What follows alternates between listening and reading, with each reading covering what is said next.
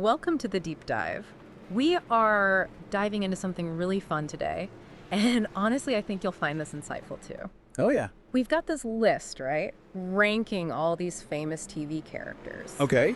But not by like how dramatic they are or, how funny they are, by how they would do as racing drivers. Interesting. Yeah, so bear with me because it's not just, pop culture trivia. Right. This is, it actually reveals a lot about what makes people succeed or fail, especially when the pressure's really on. Yeah, for sure. And the source material, it actually breaks down these characters into kind of like, the best potential racing drivers, and then we've got the worst potential racing drivers category. Oh, okay. And there's a wild card pick in there too, which is really intriguing. But what we're going to do is really dive deep with you into the reasoning behind these rankings. Okay. It's not just about, who's shown on TV as being really fast or who's reckless. It goes deeper than that, right? Yeah. It digs into their personality, Yeah. their strategic thinking, how they handle pressure, and just their overall approach to competition. Okay, so our goal today is not just to agree or disagree with the list, although I'm sure we will, Of course. but really to unpack why these characters ended up where they did and maybe pull out some surprising insights about what makes someone great, a great competitor, or what leads to a spectacular failure. Absolutely. So why don't we jump into it Let's do it. with some of the top contenders? Sounds good. Leading the pack, we have Walter White Oh, interesting. from Breaking Bad. Right. Now, at first glance, you have a chemistry teacher who turns into this drug kingpin. Right. That's not, what you typically picture when you think about a racing champion. Not your first thought, no. But the reasoning here is really compelling. Okay, yeah, it is interesting because they talk about his, he's got like genius level strategic thinking. Mm-hmm. I mean, the guy can stay cool as a cucumber under unbelievable pressure. And he's got this weird talent for adapting to any curveball you throw at him. It's like he's playing chess and everyone else is playing checkers, He's always like 10 steps ahead. Always. So on the track, you can just picture him perfectly timing the pit stops, brilliant fuel management, and just generally outsmarting everyone else. Oh, yeah. Which is fascinating because it makes you think about racing not just as, who's the fastest, but it's really like this complex, high-stakes game of strategy. Yeah, it's like a mental chess match almost. Totally. I mean, I never thought about it like that before. And I like that it brings this kind of methodical, scientific approach. Yeah. Like he can see the whole board and how it's going to play out. Absolutely. He's anticipating everyone's moves before they even make them. Right. It's not just reacting, it's proactively shaping the race. Exactly. To his advantage, I guess. But in true Walter White fashion, there's always a but, right? Yeah.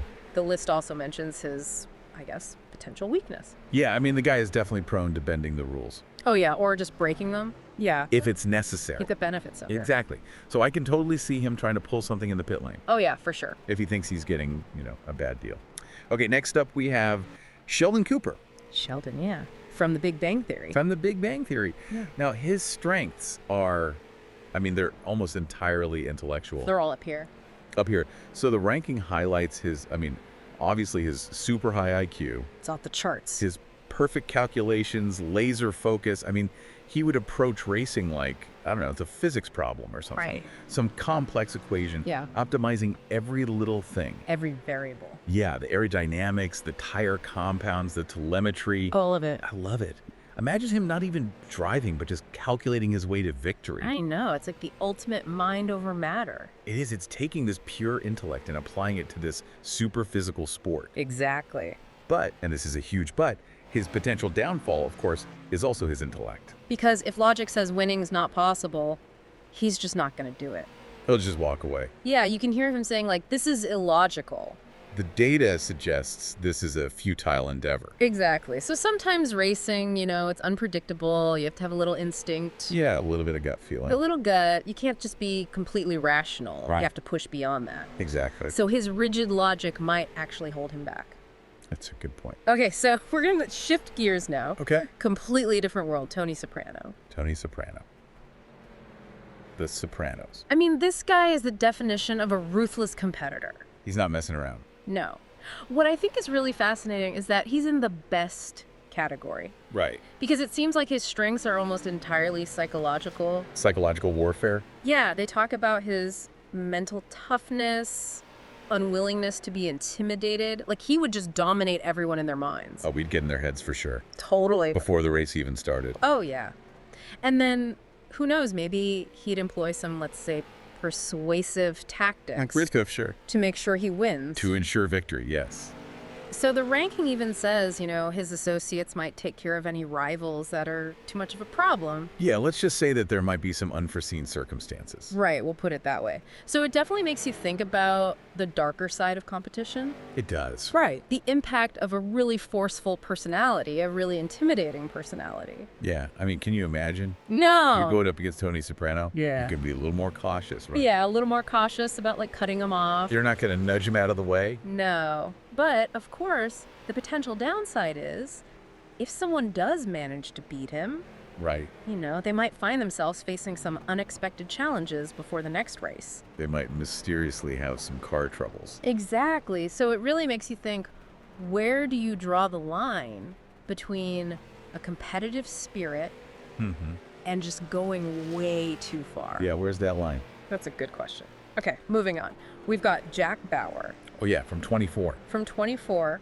This guy basically embodies high-pressure, split-second decision-making. The man is a machine. I know. So when you think about it, his lightning-fast reflexes, he's completely fearless, he never gives up. This guy makes life-or-death calls, every minute of every hour. Right. So imagine him in a last-lap battle. Oh, yeah. I mean, nobody would be better at handling that kind of pressure. Nobody. And reacting in a split second. I mean, they literally say, the ranking says that if he got a penalty, Okay. he might persuade the race officials to change their minds. Right. Which is hilarious. It's funny, but it's also scary. No, because it speaks to his intense focus on results. Yeah.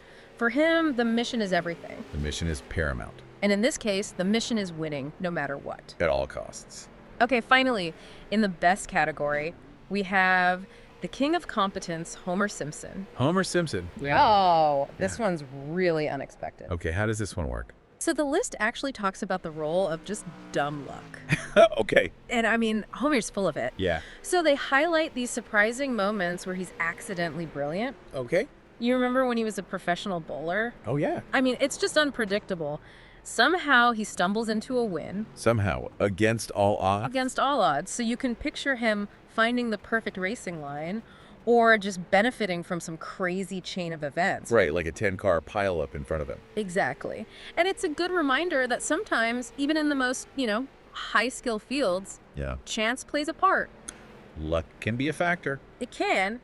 The obvious downside is that those moments are few and far between. Of course. And usually they're surrounded by, chaos. Yeah, Homer's not exactly known for his consistency. No. So they predict that he'll probably crash after eating a donut mid-race. Which sounds about right. Which sounds very likely. Yeah. Okay, so that was the best of the best. Now get ready for the worst potential racing drivers. Okay, the spectacular failures. This is where it gets really fun. So, leading a pack of terrible drivers is Michael Scott. Michael Scott. From The Office. From The Office. And honestly, the reasons are so Michael Scott, it's hilarious. Oh, I can only imagine. So they pinpoint it's basically his non-existent attention span. Oh, yeah. His inability to handle any pressure, and just his constant need for attention and validation. It's all about Michael. It's all about Michael. Can you even picture him in a race? I can't. Okay, so the ranking says that he would probably stop in the middle of the race for a press conference. Oh my God. Probably to take credit for the entire team's effort. Of course. And declare himself, the world's best boss. The world's best driver. I mean, driver, yeah. And the outcome. Yeah. Probably a DNF because he's going to try to give someone a high five at 200 miles per hour. Out the window. It's just hilarious and tragic. It just shows how certain personalities are just not made for high pressure. They just can't handle it. They can't. Think about it. Do you know anyone who needs constant praise? Oh, yeah. And it holds them back. Totally. Yeah. I mean, the constant need for approval would just be such a distraction. Especially in a sport like racing where you have to be so focused. You have to be in the zone.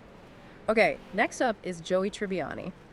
Oh, Joey from Friends. From Friends. So they say, shall we say, his limited intellectual capacity, Right. his tendency to get distracted by literally anything. Oh, yeah, shiny objects. Shiny objects, exactly. And his, I don't know, overabundance of confidence. Right. Misplaced confidence. Misplaced confidence, yeah. So the scenario they paint is him getting distracted by grid girls. Oh, 100%. Right in the middle of the race. Happens every time. I mean, his priorities would not be on the track. They would not. This just shows you how dangerous it is to have misplaced priorities. Right. And not be focused when it really matters. When the stakes are high. Exactly. Okay. And the likely outcome for Joey. Yeah. He crashes. Spectacularly. Of course. But somehow gets a sponsorship deal out of it. Right, because he's Joey. Because he's Joey. He's charming. I know, based entirely on charm and that, how you doing? Exactly. It's absurd, but you know it could happen. Totally believable. Okay, then we have Mr. Bean. Oh, Mr. Bean, the chaotic energy. Chaotic. So his thing isn't really malice or incompetence, it's more just cluelessness. He just doesn't know. Zero awareness. Completely unpredictable. Just doofy. Like a cartoon come to life. I know. So imagine the mayhem, right?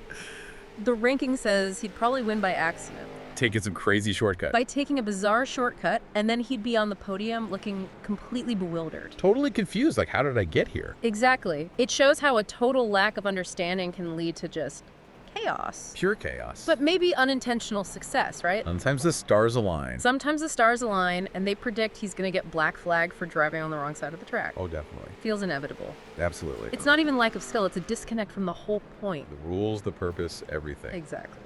Okay, moving on, we have Dwight Schrute. Dwight, from The Office. From The Office. Now, Dwight's issue is an effort. It's his, I don't know, almost comical adherence to the rules. He's very by the book. And so intense, so obsessive. It's a fault. To a fault. So they actually say that he would let every other car pass him Really? if he thought there was even a slight chance he was breaking a rule. Oh my God, wow. I know. His literal interpretation of the rules would override any instinct to compete. So he wouldn't even try to win. He wouldn't even try. It just shows you how limiting it can be to be inflexible. Especially in a dynamic situation like Oh, racing. Totally. There are so many split-second decisions. Things change constantly. Yeah. Okay, so the likely outcome for Dwight. What, he gets disqualified? No, he finishes last. Okay. But then immediately writes an 80-page report on all the injustices and rule violations he saw. Single-spaced, of course. Single-spaced with footnotes. Footnotes, yeah, gotta have footnotes. Classic Dwight. Finally, in the worst category, we have Barney Stinson. Oh, Barney from How I Met Your Mother. From How I Met Your Mother. Now, his downfall, they say, is his huge overconfidence. Classic Barney. Recklessness, constant need for attention. He loves the spotlight. It's all about the ego, not about the actual skill. Yeah, he's all style, no substance. Exactly. So I can picture him showboating for the cameras. Oh, yeah. Doing some crazy, dangerous stunt, probably live streaming the whole thing. Of course he is. I mean, they even say he'd try to drink scotch one-handed while driving. While going like 100 miles an hour. It's so Barney. So Barney. It really shows you how that disconnect between what you think you can do and what you can actually do. When ego takes over. When ego takes over, it can just lead to disaster. So, of course, he crashes into the pit wall. Trying to look cool. While looking cool. Okay. We've seen the best. We've seen the worst. We'd seen it all. Now, the wild card. SpongeBob SquarePants? SpongeBob. Oh, what? I know, right? How does he even fit in here? So this is where it gets really interesting because the potential outcomes are so different. So they present this best case, worst case scenario. Right. Best case. He takes racing seriously. His optimism, his enthusiasm, it actually transforms him into this unstoppable force. Interesting. Right. So imagine that positivity, that energy. Yeah. It becomes focus, it becomes determination. He could actually be good. Okay, I see that. Right. But the alternative is just bikini bottom chaos. Oh, no. If he treats racing like he treats boating in bikini bottom, It's going to be a disaster. he'll crash before the first turn, Yeah. which, let's be honest, is more likely. Right. It just shows how much context matters. It really does. And your mindset going in, Yeah. the same personality traits can be good or bad, Depending on the situation. depend on the situation. So SpongeBob is the ultimate wild card. He could go either way. He could go either way, you just don't know. So what are your final thoughts on this? I think it's fascinating to see how the list breaks down success and failure, not just on driving skills, Right. but on personality. We see how, strategic thinking, being able to focus under pressure, Staying calm. staying calm, even a little ruthlessness, can be good. Can be advantageous, yeah. But, a lack of focus, needing validation, being completely detached from reality. Yeah, those are not good. Not good. And then there's luck, Right, or lack thereof. the lack thereof. So it's just a fun way to think about what makes someone thrive in competition. Absolutely. And you know what? It makes you think about, do these same dynamics play out in other areas of life? Yeah, like in business or sports or Anywhere, really. anywhere, right? What are the qualities that make a successful entrepreneur? Are they similar to those of a great race car driver? That's a great question. Right. And could the same flaws that would make someone a terrible driver also derail them in a different career? Totally. So I want to ask you, what skills or traits do you think would surprisingly translate to success in a high-pressure job? That's a tough one. Or flip that. What real-life people, not just TV characters, would be amazing or terrible race car drivers, and why? That's something to think about. That's something to think about. This has been a really fun deep dive into the potential racing careers of some of our favorite TV characters. Thanks for taking this ride with us.